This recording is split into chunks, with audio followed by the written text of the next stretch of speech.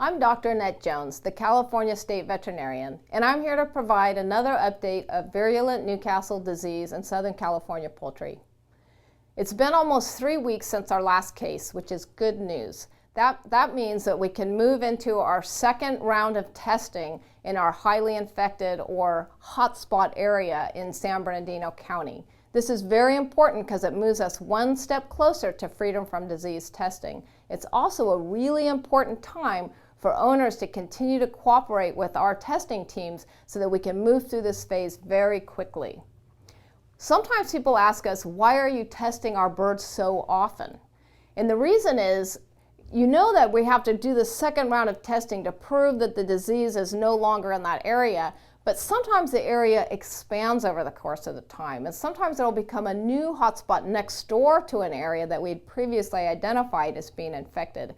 That means that the flocks that are near those areas end up being tested multiple times. Sometimes not just 2, which is the minimum, but sometimes 2, 3, 4, 10, 11. Sometimes it can be multiple testing. But the important thing is that needs to be done to be sure we've eliminated virus from the area.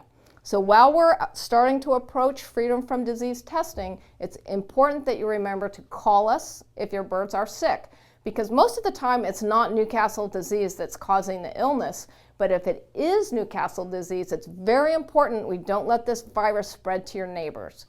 The second thing is continue those good biosecurity practices. They're good regardless of whether there's Newcastle disease in the area because they protect your bird's health.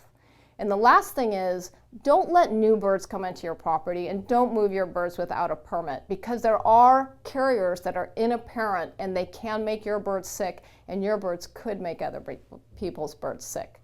So thank you very much for your continued cooperation, and together we are going to eliminate this virus from Southern California.